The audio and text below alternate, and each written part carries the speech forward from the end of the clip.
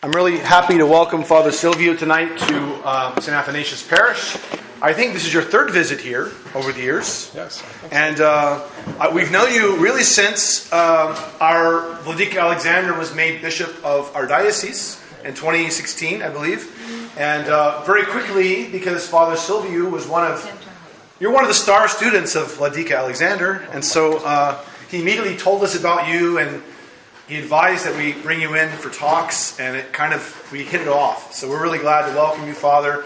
I hope as you go, you'll say a bit about your life and your heritage, all that's so interesting and wonderful. And we're really glad you're here tonight. Please, Father, take it away. Thank you, Father, for having me. Well, I'm also Vladika's traitor, you know. So I'm the one that betrayed him and switched fields altogether, from patristics to Judaism and Old Testament. So yes, he never lets me forget it. So therefore he encourages people to keep me busy. Because he knows there is one thing I truly dislike: work. Right? So he's generous that way with his traitors, yes. I don't know what to tell you about me, and actually I prepared probably a little bit too much. Yeah. And it may be... oh my goodness. Okay, this is a strange gathering. Very non-Transylvanian. So, but at the same time, I don't know off the top of my head what I could skip, because it's kind of a coherent thing. I'll just get to it. This time, unlike last time, I typed up everything I have to say. I would like to say about the Liturgy of the Pre-Sanctified. And that's because I'm a little bit tired, I'm a little bit foggy. And anyway, so forgive me, but I typed it up. Okay, so before we begin talking about the Divine Liturgy of Pre-Sanctified gifts, I think that I need, by the way, first to say that what liturgy is. Of course, there are many ways to describe the liturgy overall, or to describe it in its essence, to describe its essence. But one way, by the way, which I borrow from Geronda Emilianos of Simopetra of the Holy Mountain, who is our bishop's spiritual father. One way is particularly important for what I have to say here tonight. And liturgy, to put it bluntly, is our transportation or relocation into heaven. And I say our to indicate a group, but not only, but also to indicate that into heaven go not only our bodies, but our entire selves. This happens regardless of whether we have prepared for the liturgy or not. This transportation takes place regardless of ourselves. Through this ascent with us are all the saints and the sinners, the souls of all the dead of all time, from the beginning to the end. All the angels, and indeed Christ. This happens without fail. What depends on our preparation is only the level to which we realize this and we experience it. So now, that's the preface. This is what liturgy is overall. Not just the Divine Liturgy, but liturgy overall. Service, church, worship. Now let me say a few words about the history of the Divine Liturgy of the Pre-Sanctified gifts. By the way, I need to give you a warning. I'm not a liturgist. So I'm not going to say a lot about the history, because I myself know very little. It was conceived by our Greek fathers in order to meet the desire for communion on the days on which the Eucharist, or the consecration of the gifts, could not be celebrated. That is, on the days of fasting. By the way, just like the Tipica, the other service we know, was a communion service originally, and it was conceived by the Palestinian fathers for the exact same purpose. The Pre-Sanctified is first attested in 615 AD. So it's at least 1400 years old, what we saw tonight, right? But it is certainly earlier than that. That's the first attestation of it, the first reference to it. Its celebration on fasting days is blessed by a canon, by the way, of the 5th, 6th Ecumenical Council in 692. It was from the very beginning an evening liturgy, like we celebrated tonight. It was from the very beginning combined with Vespers, like we celebrated tonight. The faithful would approach the chalice at the end of the full day of fasting, which makes perfect sense. That's why you would do it in the evening, at the closing of the day. Our liturgical day ends with the evening, right? As you know very well. It was originally served on most fasting days throughout the year. Right? We know that around the 10th century AD, of course, its celebration outside of Lent became optional. And then shortly afterwards, it was pretty much restricted to Lent. But initially, it was celebrated throughout the year, during Advent, any other fasting periods of the year, and pretty much on all Wednesdays and Fridays of the year. So this liturgy expresses our thirst for Christ. Not our preparation, but simply our thirst. Those are two different things.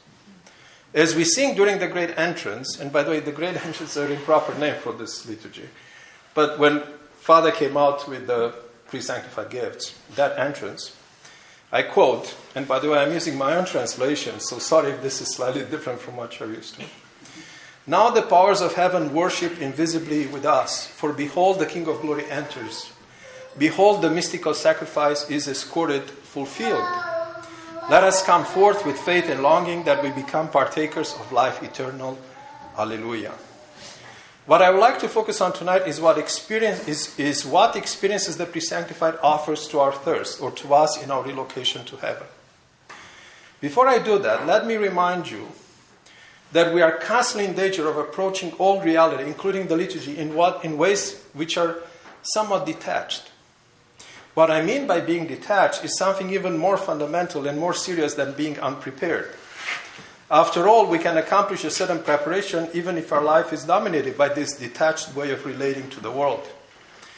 Also, I do not mean by this detachment a sort of uncaring. On the contrary, many people live in this fundamental detachment from what surrounds them while they also care. They are concerned, they're even generous, right? Even generous with others and caring for others to the point of being psychologically traumatized. But they still live their lives in detached ways, nevertheless. This detachment to which I'm referring is a sense that what happens around us, including, as I said in the liturgy, is fundamentally not an internal reality.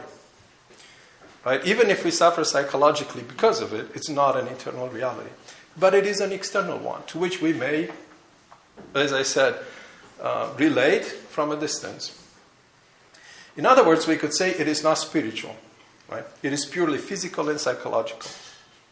It is like an object outside of my body being an entirely different object from it. Contrary to this manner in which we may experience life overall, including the liturgy, everything is spiritual. Even the physical objects which we can observe at a spatial distance from us, even the most remote planets in this universe, right, exist in the spiritual world. In the sense that everything, including those planets, have everything to do with our being, with our life. Everything is connected to us deeply, and we are attached to everything else in this universe. Therefore, our life is nothing else but an experience of what surrounds us. Also, as we experience the world, we struggle. And finally, we live and struggle precisely in the manner in which we experience the world. To speak specifically about our church experience, detachment is a way to relate to our fellow brothers and sisters as something else rather than ourselves, than the cells and organs of our own body, to use the imagery of St. Paul in 1 Corinthians 12. Right? To this is tied our own sense of abandonment and loneliness, by the way. To the extent to which we relate to our own brothers and sisters that way, to the exact same extent we go through this agony of abandonment and loneliness. Or, for example, another way of being detached is to see Scripture as an informative text as opposed to our life. To this is tied also an overall inquisitive attitude caught in a very dark drama of fighting doubt, precisely as it wants to get beyond doubt, and finding it to the very extent to which it wants to get beyond it. So, what does it mean for my topic, this warning about detachment, that I don't like any detached ways of seeing everything, including the liturgy? I'm proposing to you that we don't ask the question tonight, what does the divine liturgy of the pre-sanctified gifts mean? But rather, what does the divine liturgy of the pre-sanctified gifts reveal about my life? There's a radical difference between those two questions. And this difference sets up the most concrete things I will say about the divine liturgy. And I want to say three things. First, the pre-sanctified is a very special liturgy because here, from the very beginning, we have Christ among us. From the very moment we enter the church, He's already here, visibly on the holy table. In the wine and bread, He's already sacrificed, waiting only for our consumption. Unlike the other divine liturgies, the entire time of this liturgy, from the very beginning, is spent with Christ in this position, in this realization and expectation. He's already here waiting only on us to do the sacrificial eating. This is the primary meaning of what the priest says when he lifts up Christ in his hands. The pre-sanctified holy things are for the holy. That Christ is waiting. The holy things are pre-sanctified, which is to say both that they are already prepared and that they are in a state of expectation. They are coming before something, pre-something. And that's our eating. The entrance hymn of the Pre-Sanctified says that the mystery is already fulfilled, as I already quoted, but it is not yet partaken. In other words, our longing for Christ is met by His longing for us, even to be therein, if I may, by His need of us. By the way, I'll speak about this more tomorrow, how Christ needs us. This points to a rather important aspect of the mystery of Christ. It is not something that simply is, this mystery, but something that is for the purpose of partaking. Or rather, the mystery is only complete in our own belly, in our own entrails. Our God is a God for consumption, not for contemplation. Regardless of whether we realize or understand this, we show that this is the case in our very gestures during this liturgy. We bow down, we fall down on our knees, we lift up our hands, we chant, we sense, we process. But how do we know we do not go wrong all around doing all this, in all these gestures? Because the Pre-Sanctified points out, our entire liturgy is revealed to us, and this is one of the prayers you heard tonight, being read by Father Justin. You, O God, who have revealed to us the service of this liturgy. This is the prayer after the placing of the holy gifts on the holy table. Or as the liturgies of St. Basil and St. John say, our liturgy is handed down to us, which is very powerful. Like, here is my worship. Right? Moreover, there is another thing we ought to understand, that the Christ whom we have on the holy table from the very beginning, even as we enter the church, is already sacrificed. As I said, He has already been killed. From the very beginning of the liturgy, the priest holds in his hands blood that has already been spilled, body which has already been pierced. This is how God has been since last Sunday, by the way. On the sacrificial table, sacrificed, cut. So therefore, He awaits to be eaten. If our hearts desire Him, His heart desires only us, the inside of our being. It awaits our consumption of Him, as I said. If He is our home, we are also His home. In the same prayer after the placing of the mysteries of the Holy Table, by the way, we say that as He waits for us on the Holy Table, He rests. There's this beautiful verb used there. He rests on the table.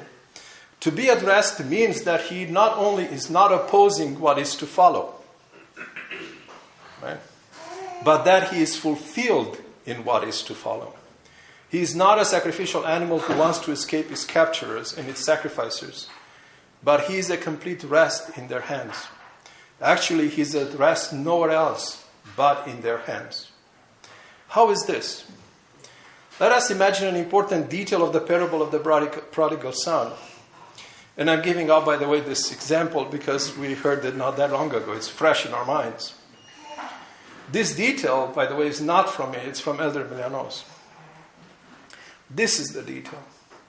While the son is in the faraway land, squandering his very being in an animal fashion, the Father, who is Christ, does not just think about him, does not just hope that his son returns, but rather, every day, he runs to the highest hilltop near the house to look into the horizon, waiting to see his son return to him.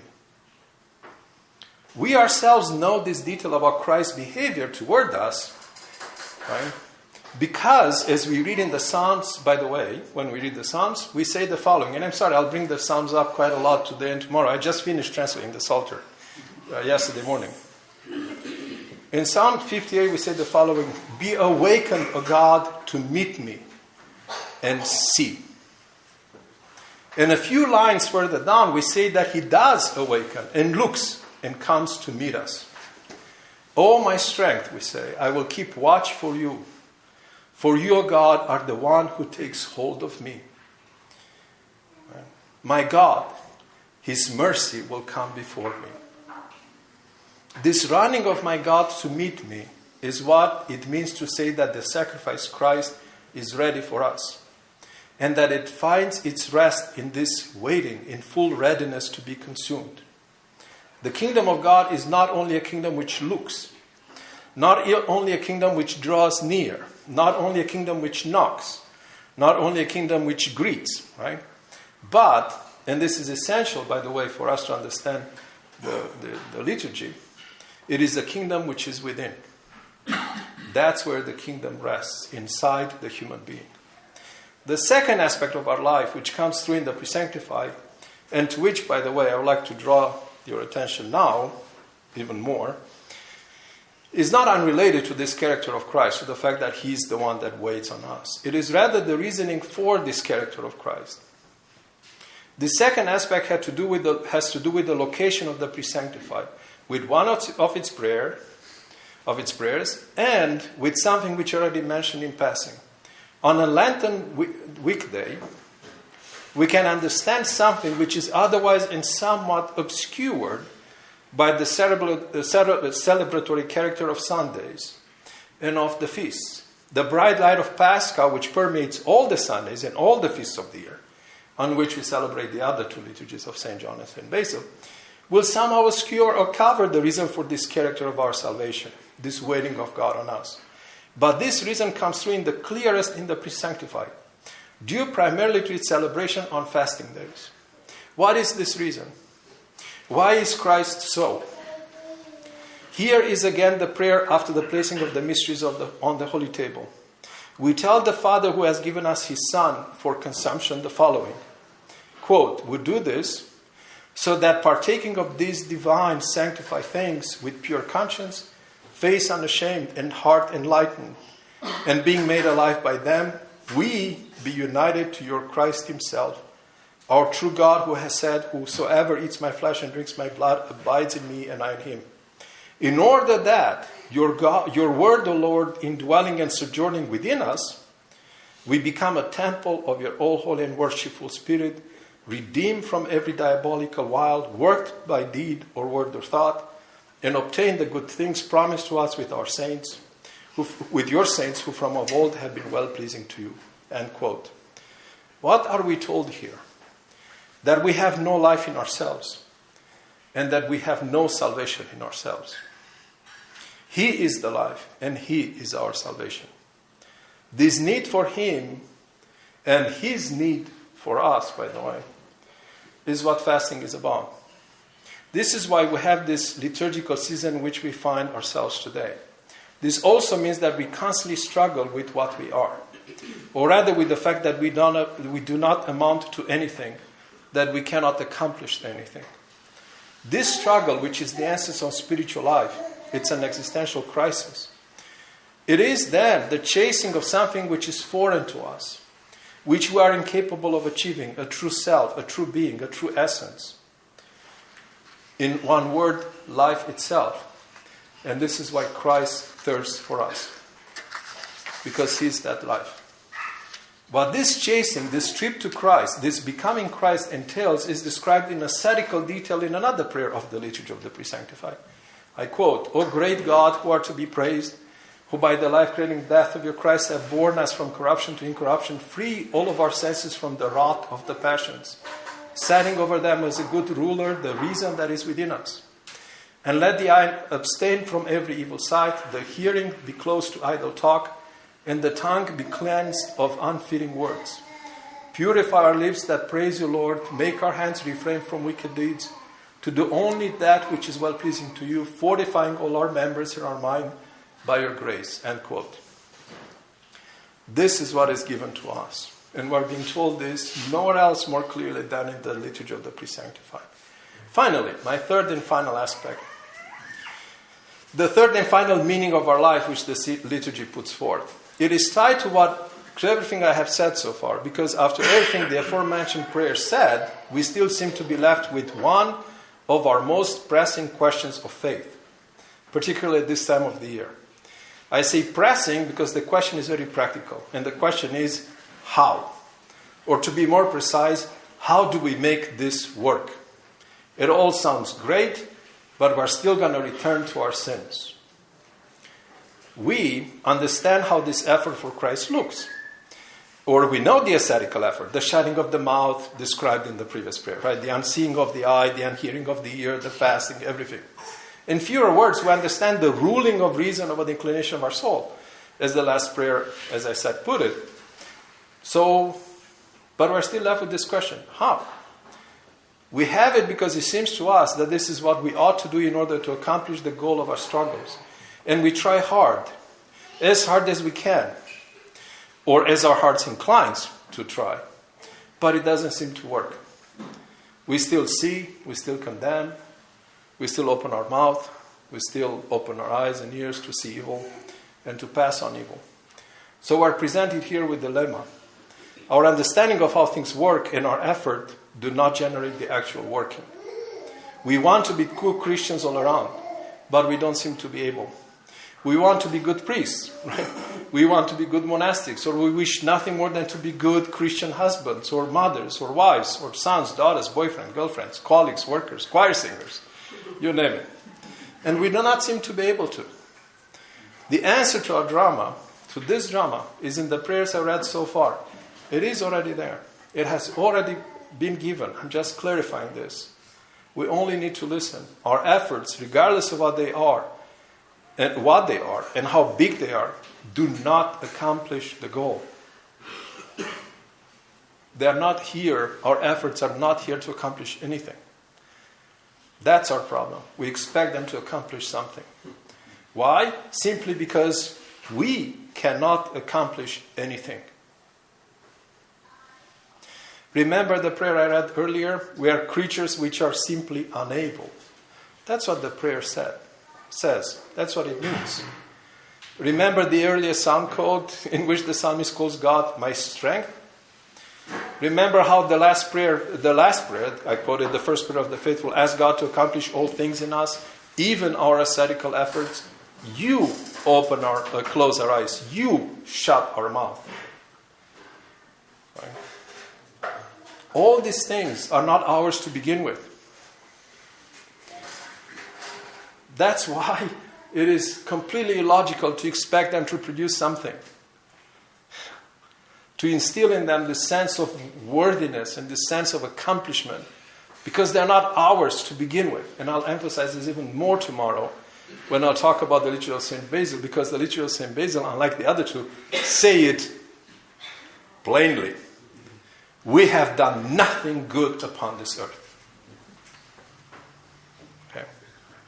So what are our efforts for then? To uncover from underneath all our pretenses that essential character of our constitution unveiled in these prayers themselves and in the Pre-Sanctified overall. Our character with which, in a way, I began my talk. The fact that we are needful creatures. We are needful, and therefore nothing is more natural to us than the fact that we long. Coming to the realization that this is our constitution is a major, probably the most important spiritual progress we can make in our lives. Father, can you say that one more time? I'm trying to understand. It's very deep what you're saying. So the fact that we are needful creatures, coming to the realization that we are needful creatures is probably, coming to the realization that this is our constitution, that we are needful creatures is probably the most important spiritual progress that we can make in our life. Can you define needful? The fact that we have nothing. The fact that my lungs, in order to move and give me the air I need for this body, is Christ. The fact that my gestures right now are Christ. Right? the fact that I'm even here, everything is Christ. Right? So needful refers to our poverty. Kind of. Yes, needful in the sense that I got nothing. I have nothing. Okay. I have absolutely nothing. But I still want, so therefore I need. And I need everything from Him. That's why in this prayer we say, you fast in us. You close our mouth. You, right? We thank Him for having done that. He's doing this. Because He's doing all of this. We don't accomplish anything. We've never accomplished anything. And I'll drive this point probably very harshly tomorrow home. That no saint in this world has ever accomplished anything. The saints are simply the people who understood this and who lived it through all the way to the end of their life. When they got completed precisely in the act of dying, of turning themselves into nothing, so that Christ is everything. That's the heart of the saint. The saints are not moral heroes. The saints are people that have come to this realization and they lived joyfully in it. They are liberated. Right? This is what our efforts, regardless of what they are, how big they are, this is what they are for. To say that I'm someone who is in need of everything, someone capable of nothing. This is why I fast, I pray, I keep vigil, I abstain from everything evil. Everything that is given to me to abstain from, it's told to me to abstain from. This looking for God, this coming before God naked as I am. This is all it is needed. And this is all we can accomplish, to turn to Christ. To look at my God, as the psalmist put it. The psalmist actually says somewhere else, I have come before at an untimely hour, and I have cried. I have hoped in your words. My eyes have come before you at dawn. Give me life. And he says that he's looking at God, went on to the point that, this is in the same Psalm, Psalm 118.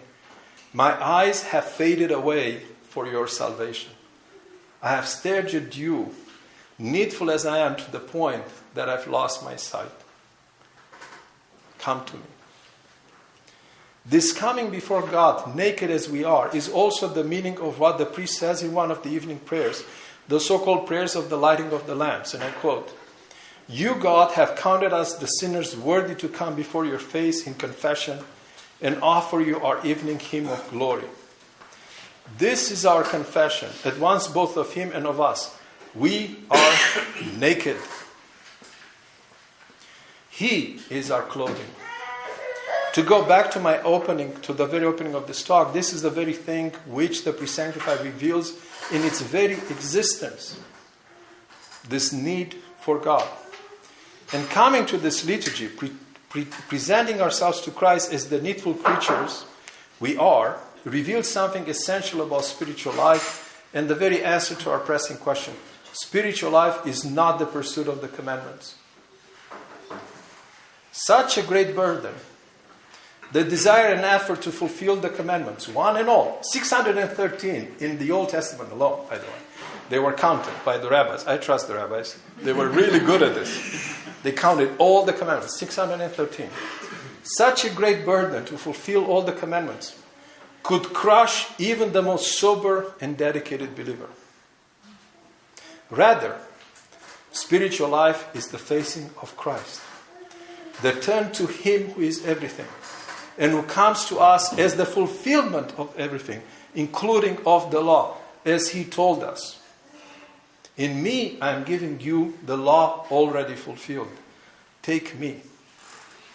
This makes our effort simple, single-minded, right?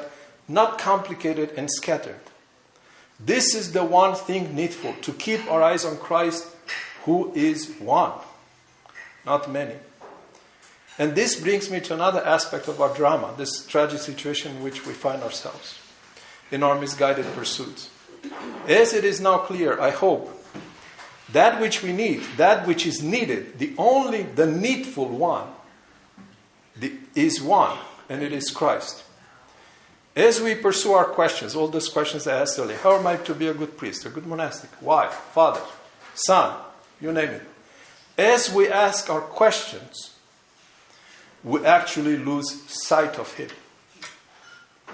This happens, the fact that we lose sight of Him, precisely because we ask these questions, not in spite of them. Due to such questions, in our misguided and scattered quest, even the things which Christ Himself gave us, the gospel, the commandments, the parables, everything comes to stand in between Him and us, obscuring Him Himself. And everything comes to us in ways in which they crush us. Everything He's told us crushes us. Indeed, we can so shift away our focus from Him, even in our best efforts, by the way, to be spiritual and good, to one detail or to another detail, to Christ's word, this word or another word, right? To this revelation or another revelation, to this passage, another passage, that everything we struggle for can be ruined immediately and sink to the bottom of anxiety and despair. We are scattered, and thus we do not see Christ who is one.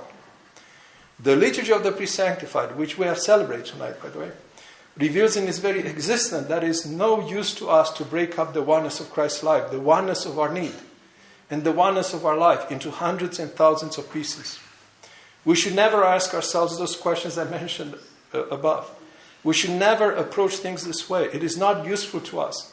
Such questions break up the gospel, which is simple, by the way, and set it up in front of Christ, against Christ. They turn the gospel itself against Him who gave it to us. Right? And they generate only anxiety and despair, which will obscure Him. Him who is our only true need, and will obscure His presence in our life, throughout our life. And I'll speak about more about this tomorrow. And this last observation brings me to another aspect of our life which makes this obscuring even worse. Our pain, our suffering. We often wallow in the mud of being beaten down by thieves on our own trips, life's trip, I should say, from Jerusalem to Jericho, to reference another well-known parable. We're beaten down and we're in the ditch. And we wallow in this ditch. There, down in the mud of our life events, we grow in our minds and hearts a troubled conscience, a psychological trauma of regret, which hopes only for relief. Maybe a confession, confessing our sins, that's what I mean. Or a sense of having fulfilled the commandment. I'm not that bad. I haven't killed anyone, I may have done other things, but killing anyone I've never done. Right? Or, who knows what else, right? The sense, as I said, of not being too bad. Or, this is another relief, another deceit, right? The pursuit of spiritual life itself. Ooh, but I'm going to get better. Right? All of this, right? This relief we're looking for, all of these things we do, right? Whatever they may be. And by the way, they are in the church, nevertheless. Right? We do this in the church. This sort of psychological fix, I don't know what other word to put on it except this, informal word, is not what Christ wants from us. It is not the real state of confessing to which the prayer of the lamp lighting refers that I read earlier, but it is rather the opposite of a real confessing manner of being. It is a tragedy of our life. It is a sort of temporarily unburdening, bound to be followed by heavier loads and greater drama. Because in all this, the real tragedy of our life, the mud in which our misplaced conscience is thus troubled and is looking for fixes, which is our mistaken negative attitude in front of our life, right? Particularly in front of our suffering and death. This real tragedy of our life is intact in all of this, in all our best efforts, and actually is deepening. Because all our best efforts are based on it, and they feed it, and it grows. Even in our best spiritual efforts, as long as we're in the ditch of this psychological drama, we do not call to Christ, because we do not truly show ourselves to Him. covered by the dirt and leaves of our self-pity, and hiding behind the bush of our pretenses, even when we answer Him like Adam did tonight, we do not truly converse with Him. Just like Adam did tonight in what we heard from Genesis. That's not a real conversation. It's all fake. Christ does not want us to relate to Him in any complicated and suffocating ways, but rather simply, and to quote another song, in my translation, seize and know that I am the Lord.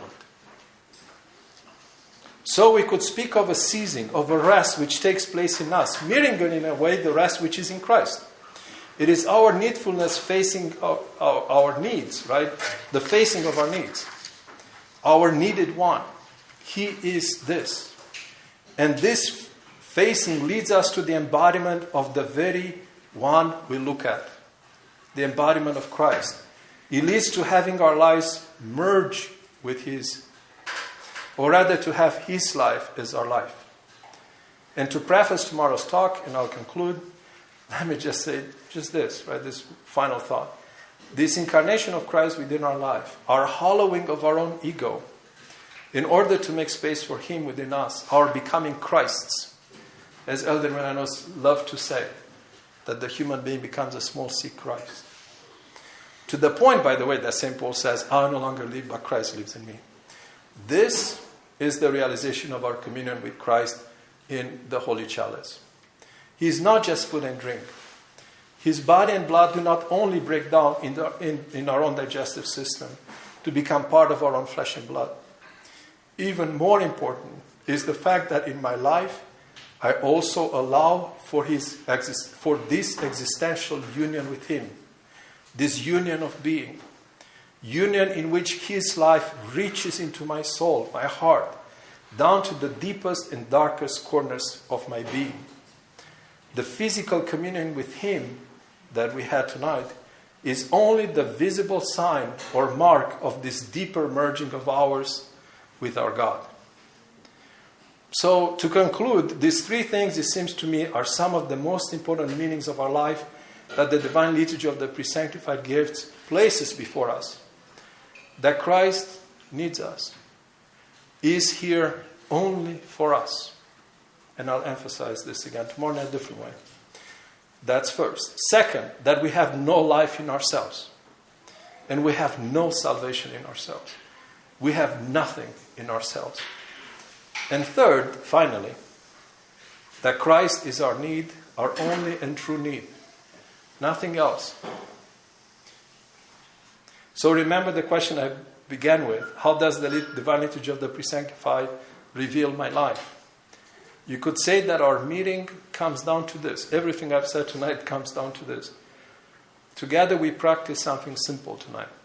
Asking other questions from the ones we usually ask. That's all. We just asked a different question.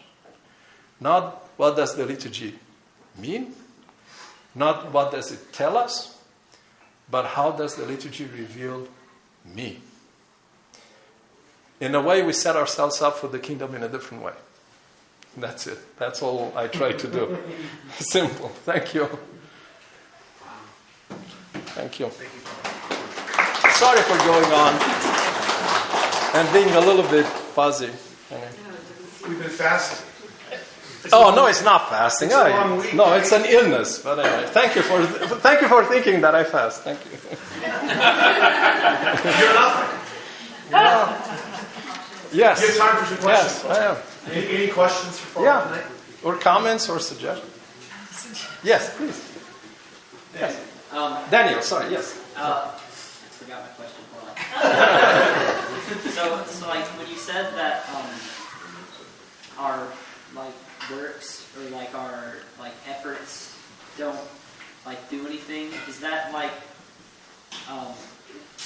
our efforts like open us up to Christ to work through us, and it's not that it does anything to us particularly, but it kind of clears the way for Christ to act? Is that kind of how Yes. it is, or? Yes. The way I would phrase it is this. Our efforts do not make something happen. The ascetical life is given to us to show this reality that I am nothing. This is why I struggle. Right? It's not because all my efforts amount to something, will produce something. They're not here to produce anything. They are here simply to show my nakedness. This is how I show my nakedness. I keep knocking. And this is what our efforts are. So today, like I heard in the church, right? Because you have these wonderful floors and you can hear from wherever you are. At the beginning I was all the way by the entrance, and then eventually Father called me to the altar, and I heard it even from the sanctuary. You're bowing down and you're hitting the floors, right? And this reminds me of a wonderful thing that happened at Simon Petra. There was this hermit, so somebody who lived on his own, who toward the end of his life he got very sick. And he couldn't live on his own anymore. God knows where he was living, in a cave or somewhere. So he joined the community of Simon Petra. But he was used with his way of living, and which was actually to do prostrations the whole night. Right? But because he was used to living in a cave, and by the way, his forehead was completely, just thickened, right? It was probably thicker than a horse's hoof, right? And so the whole night, but at Simon Petra, if you ever go, the monastery resonates because it's all built on a rock, right? So he was sitting the floor with his forehead the whole night, boom, boom. This is what all the fathers heard the whole night, boom, boom, boom, right? They immediately realized who it was, so they went to Elder Milanos. They told him, Yeronda, okay, he never sleeps, but some of us need a little bit of sleep. We can't sleep. So he called him to him. The abbot called it to him. And he talked to him, but he told them afterwards, I wanted to see if he's deluded. So I was very harsh to him, although he was much older. Elder Milanos, when he became an abbot, and he was already venerated as a saint in Greece, he was in his 40s. He was younger than me. Right? So this was a much older man, a holy person, and he calls it to him. Purposefully, he called him to his office, like, come here, to order, right? And he went, and Yonanda told him, stop doing that. You're bothering the fathers. And he apologized. And Yonanda asked him, why are you doing this? To see if he's deluded, that he accomplishes something. He said, oh, forgive me, Father. All I'm doing is, I'm trying to make God hear me. That's it. I'm just knocking to tell him, God, here I am. He never said, I'm doing this because I want to be worthy to take communion next day.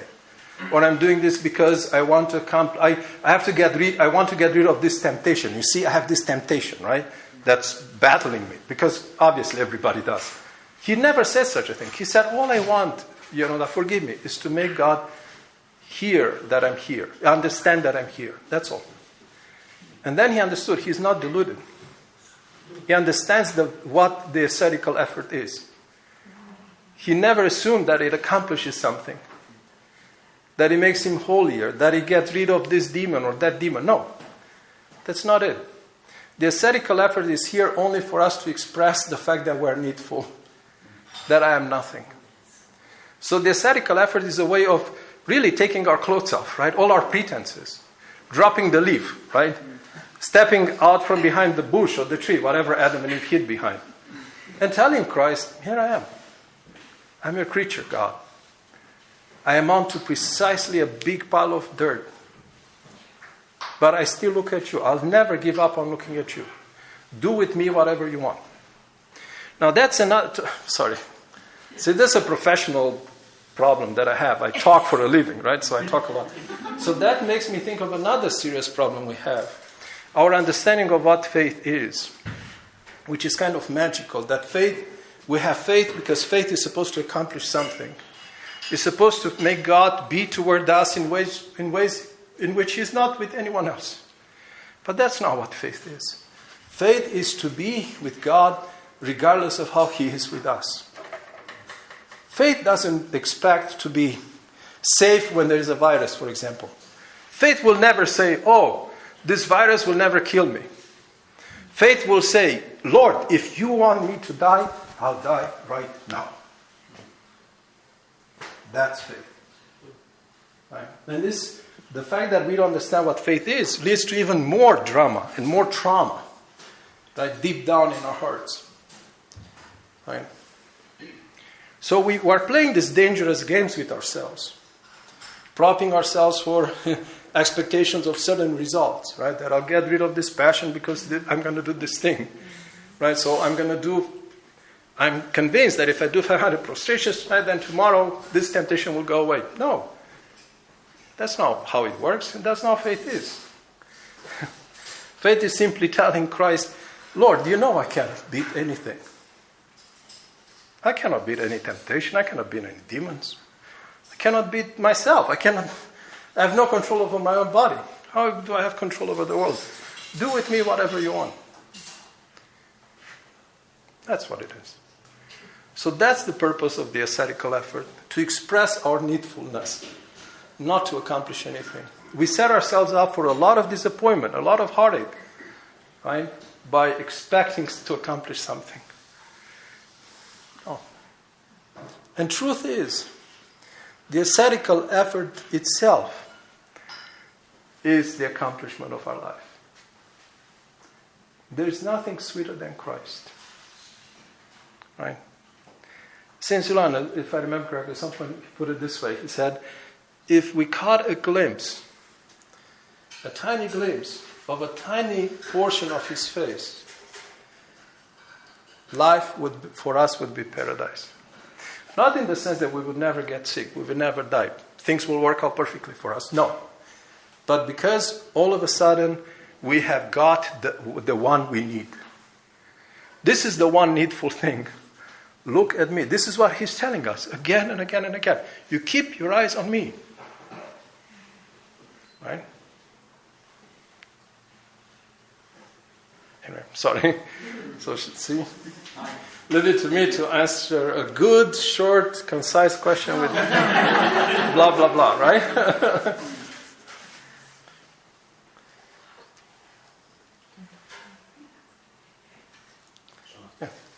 So right now I'm reading Great Lent, the Journey toward Pascha, Alexander Schmemann. Yeah. I almost finished with the book, and one of the things that I'm realizing is there's so much more.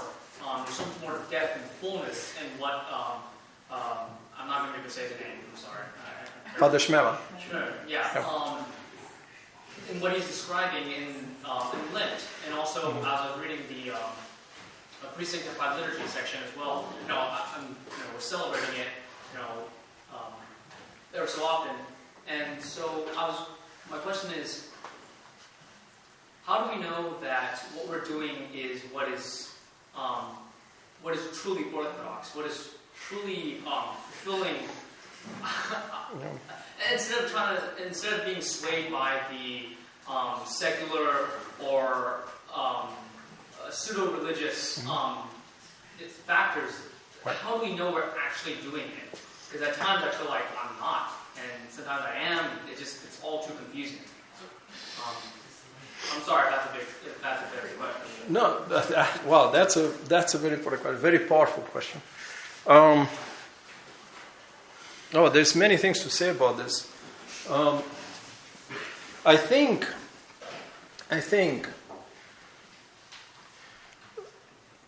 the fact that we ask ourselves this question has been set up centuries ago for us. Right? There's this extraordinary line. If you look at, so I'm prefacing my answer to with a little bit of history.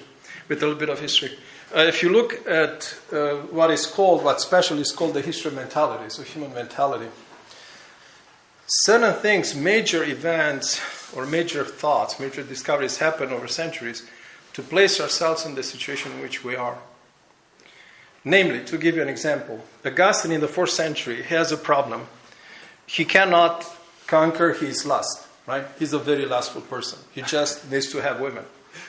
Seriously, that's what it was. He just needed to have women, right? And he suffers this drama. And in Confessions, he asked the question of this human inability to accomplish anything, right? To conquer any temptation in an entirely different way. Namely, what is it that I don't understand in order to overcome my temptation?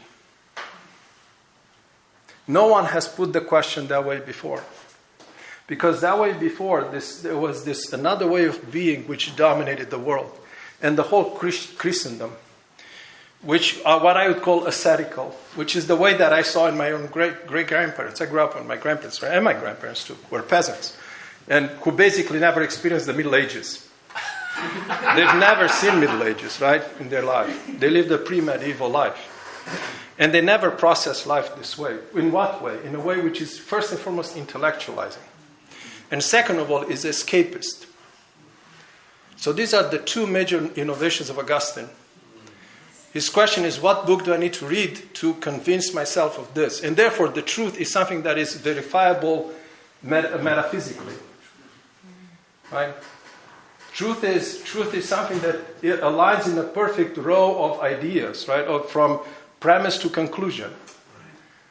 For truth, you need Aristotle. And that's why, for example, he writes his ultimate book on how you read Scripture. He never quotes any church father from before him. But instead, he quotes over 100 times Cicero. Okay? So I'm still getting to your question about how do we know we're truly Orthodox. And then something else happens in the Middle Ages, a few hundred years after Augustine. It's the invention of this, as a famous German medievalist put it, the invention of generally a new way of being. So Augustine was an intellectualist and an escapist. As I said, when my grandparents were given temptations, what they understood is that Christ places a burden on them. And they never instinctively, they didn't go to oh, please God, take this away from me. Right?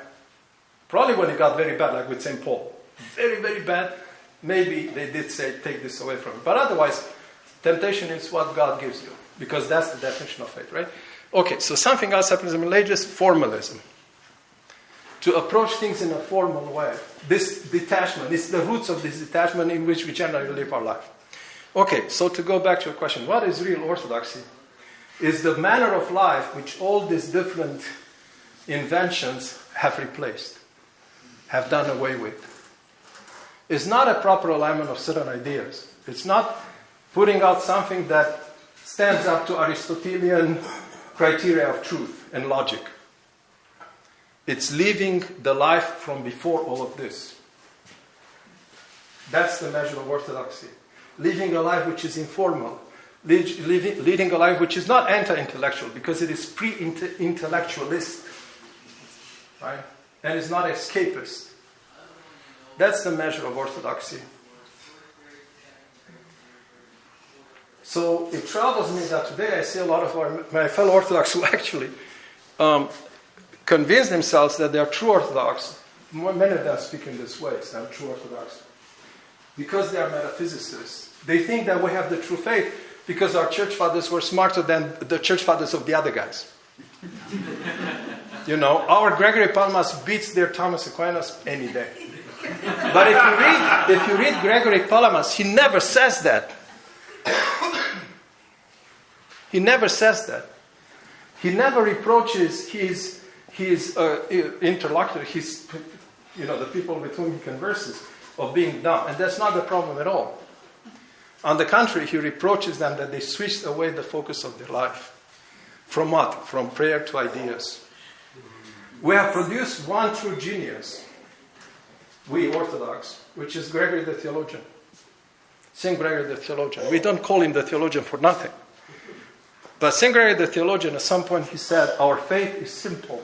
And it's simple to the point that it is for idiots. And it has proof. The apostles. Because with one exception, which is Paul, they were dumb. They were really, really dumb. And we celebrate that at Pentecost. We sing it in the Pentecost hymn.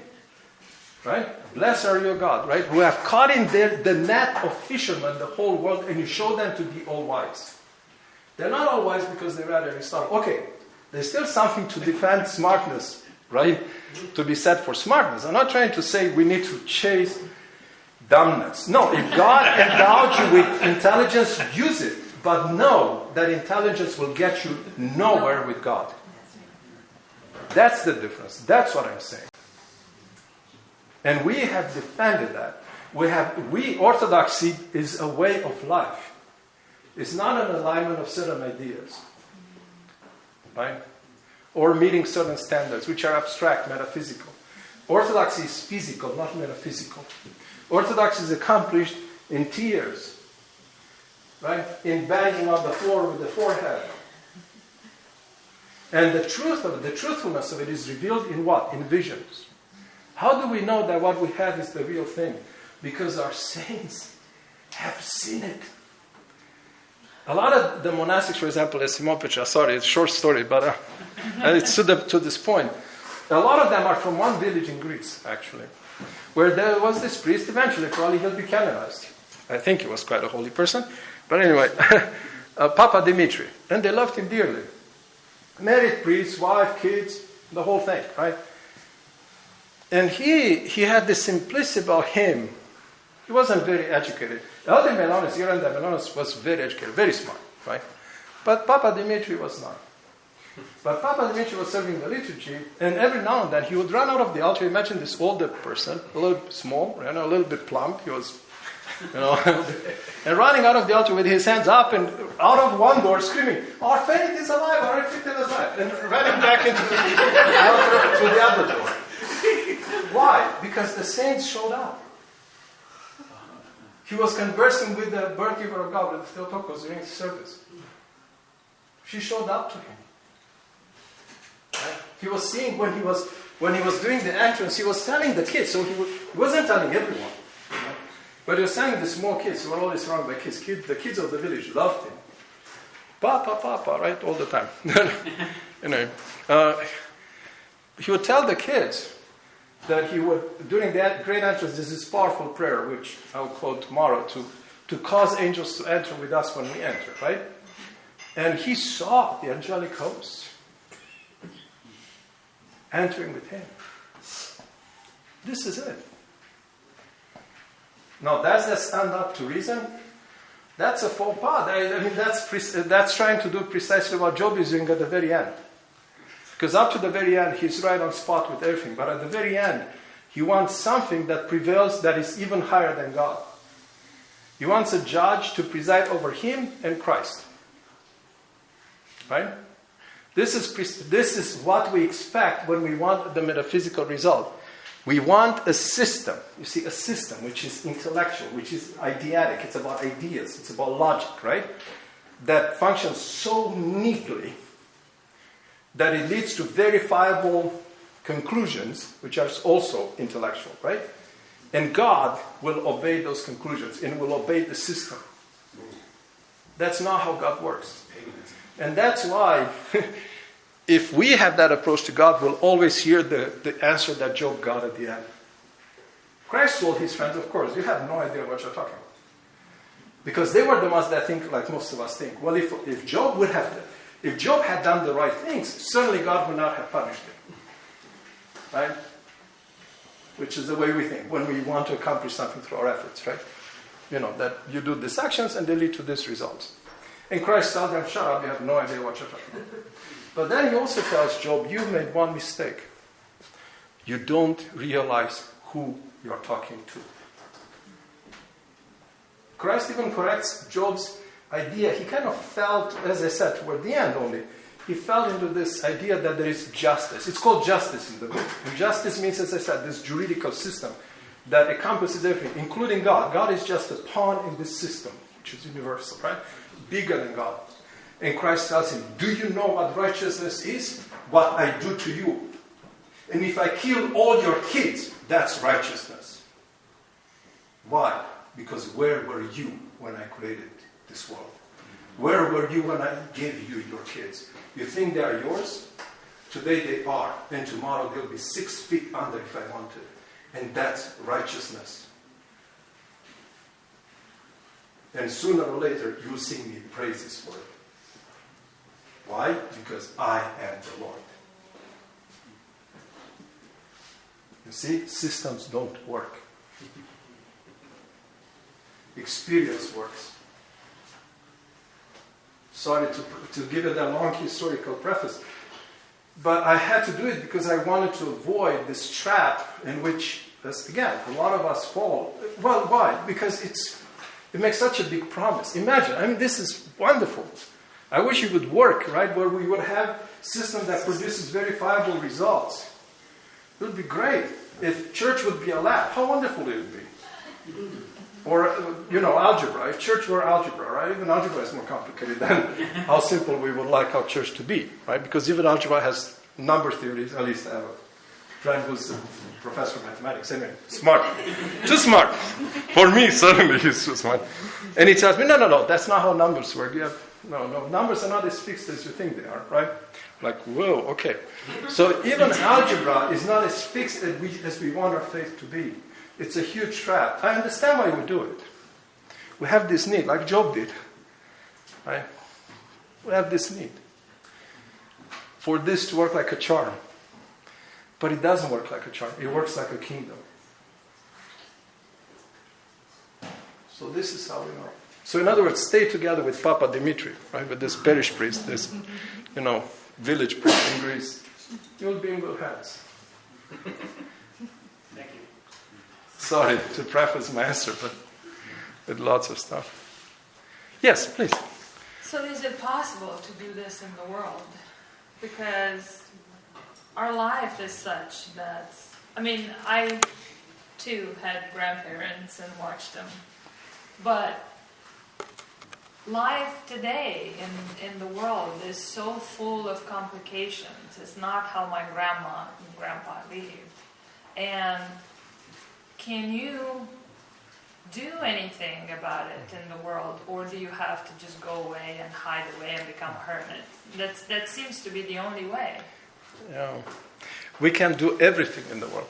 Well, Why? Because things are simple. Because the everything is already given to us in the beginning of the road. It doesn't matter whether we work miracles in our lives.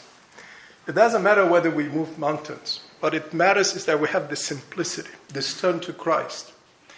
And actually, even the ones that ended up moving mountains, literally, some saints did. Right? They did only because Christ gave them this gift. That's it. So if Christ doesn't give us any gifts, it doesn't matter. What it matters is that we are simple. And how should I say? This is we have a need to be simple. It's the big need of our life. The reason for which we're not, like in my case, not a good husband, right? Is because I try to be a good husband. Why? Because I chase husbandry. Or for example, I can torment myself about being a good father because I have a daughter. About being a good father. And actually, it's not a coincidence why, for obvious reasons, it's not a coincidence that to the extent to which I torment myself of being a good father, I'm a bad father.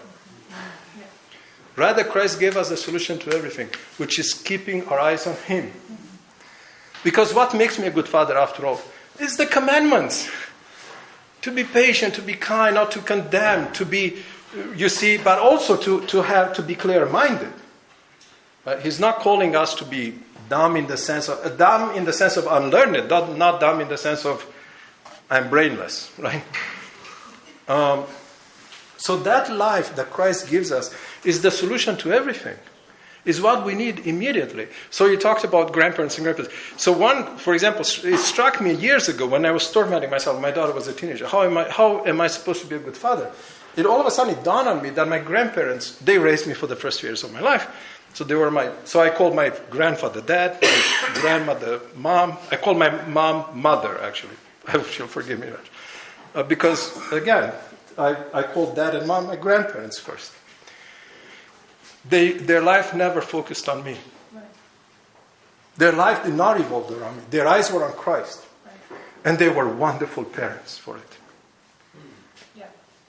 The patience they had with me, the love. I never felt that I wasn't loved. But I wasn't loved in this psychological, emotional way. Like, kisses. I was asking for something. Whatever you ask for, I'm going to give it. That's just a convoluted, twisted way of making up for not being present, right? That we do as parents. Christ is the solution to everything. So not only we can do it, if we don't do it, we're in trouble. Regardless of our walks of life, the solution to every walk of life, every situation we find ourselves in, here in this world, married, not married, kids, no kids, it doesn't matter. Grandparents, grandchildren, the solution to everything is Christ. He didn't come on this world to give us commandments. He came on this world to give us life. He said, this is your life. Don't you understand? I'm giving you your joy, your happiness. Why are you twisting it? Why do you want to turn it into a system? That's what's required. Christ is required for everything. To be good professionals, regardless of the jobs we're in. Right? I'm a professor. And as a professor, one of the greatest requirements is patience. Because my students, God knows, every now and then, it's like, please God, can I twist a couple of necks? Only a couple of necks. Snap, quick. I'm okay, right? Then I'll calm down. So what is required? It's what He told us. In endurance, in patience, you will gain your souls. He's describing my job. You see? So these are practical in the sense that they cover all walks of life, all situations we could possibly find ourselves in. That's why it's not a collection of manuals. It would be pointless. That's why it doesn't come as a manual. That's why the question is never asked, how am I being a good professor? In a way, I shouldn't care. That's the great paradox. To the extent to which I care and I torment myself over being a good professor and I lose sight of Christ, I'm a crappy professor. So the solution is Christ is the solution to everything in our life. That's it. And I saw that in my grandparents, right? I wasn't the focus of their life. And actually even, so for example, it dawned on me recently, like they never praised me. They never said, good job. They always said, praise be to God. So they would ask me, but not in an emotional way. They were never emotional. Like, come here and, never. Maybe some were, but not my grandparents. They were, and especially my great-grandma, she was a holy person. An extraordinary ascetic, by the way. Really the first holy person I ever met was my great-grandma. She was never emotional in the sense. So she would ask me, is everything okay? Yes. And I would be proud a little bit, right? So I say, this year I finished with only A's. She would say, praise be to God. That's it. She would never tell me, you think it's you? You, my son, have nothing to do with this. It's Christ. I'm not going to praise you. It's Christ. So because she had this attitude with me, very clear-minded, very loving in a good, solid way, ascetical way, not loving in an emotional way. Today I love you, tomorrow I smack the lights out of you, right? Not. She never hit me. She never admonished me. My grandmother would. Yeah. My great-grandmother, she never admonished me for anything. But I was ashamed to do anything bad in front of her. I was ashamed. So I didn't do it. I was always, go and do it sometimes. But because of the way they were, they gave, how should I say? Well, of course, they created an atmosphere, right? Which was sober, good, healthy, without any dramas, without any traumas. Right? Why? Because their focus was Christ. That's it. Their focus was Christ. I was thinking about my grandfather, right? Who was, anyway, he worked very hard, and usually, like, a man's work is out in the fields. And he would come home, especially in August or September or March, about this time of the year, he would come home from, plowing the fields or harvesting at 10 p.m., 11 p.m. All he had was time to eat a little bit and then go straight to bed. He didn't even tell me 2 words. He didn't have time. He was exhausted, too exhausted to even acknowledge me, talk to me. And what I was doing as a small kid, but even older, when I was older, I would sit while he was eating and just watching him eat. I could tell now, looking back, that he never asked himself, am I being a good grandfather or a good dad? Again, I was calling him that, a good dad to this boy. His life was not going through these psychological dramas. And therefore, I did not have the psychological drama of, is he being a good dad with me? He was showing he was a good dad with me, to me. When I was near him, in his patience, in his calm, in his peace, there was this peace that was thick, right, in the air, permeating everything. That was it. Our life wasn't spent. Why? Because he gained the virtues. And that was really the focus of their life, to gain the virtues, to gain Christ. The focus of their life was not to be a good husband, even among them. Looking back now, I remember the relationship between them as husband and wife. Oh my goodness. How healthy. How simple. Without any dramas whatsoever. Right? And it was so obvious that Christ was really the important thing in their minds. They constantly called each other not husband or wife, right? But Christian, my Christian. Hey, my Christian. And then, hey, my Christian back. And you can tell in Romanian because it's masculine or feminine, it changes from like in Spanish does, right? You could tell who's calling who, but they constantly called each other my Christian. But it was about about Christ. It was keeping the face on Christ. And that is what made them a good husband and a good wife. So yes, not only we can do it here, now we can do it simply. And we better do it because otherwise we're in big trouble. We ruin our lives and we ruin the lives of those around us. Why? Because we want to be good to them. We want to accomplish this. And we do it in such ways which are predicated on our egos, and therefore we ruin everything. The more we try it, the more we ruin stuff. Instead of turning to Christ. Well, like a second question to that is, I fully understand that, but in those days, people were called to do the same. Maybe they're not all doing the same, but they were called to do the same. But here now, if you live your life like that, you don't have to go be a hermit because you're going to be pushed by the world out To be a hermit. and Yes. you're going to become one. Right. If that's how Willy-nilly. you live your life. Yes, absolutely. So first and foremost, I completely agree. It's much more difficult, and it's not very society friendly. So therefore, a lot of things have to be done hiddenly. Yeah.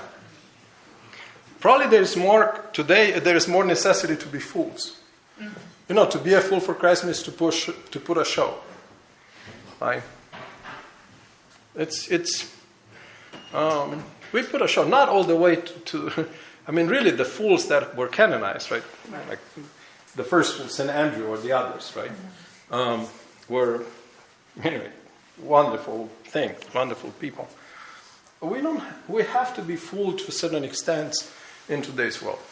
It's required to have a facade, to have but deep down inside, we can do it. And it needs to happen. It needs to happen. So today, we have to be able to tell jokes. We have to be able to function at work in different ways.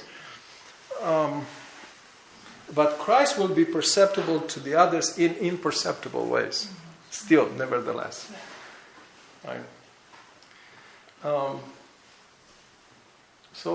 Yes, absolutely. I mean, we can't do it in the exact same way in which they did it. We don't even have the same life condition. I mean,